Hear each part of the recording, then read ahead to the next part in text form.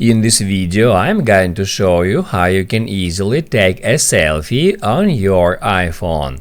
Be sure to watch the video to the very end so you don't make any mistakes, and of course do not forget to like this video and subscribe to my channel.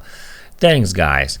So let's get started, and first off, in order to take a selfie you need to open up Camera app.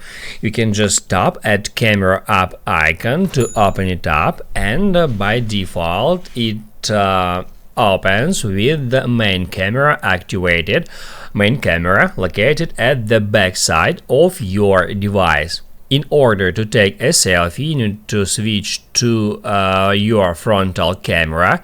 To do that, just hit at that icon to flip your camera to frontal.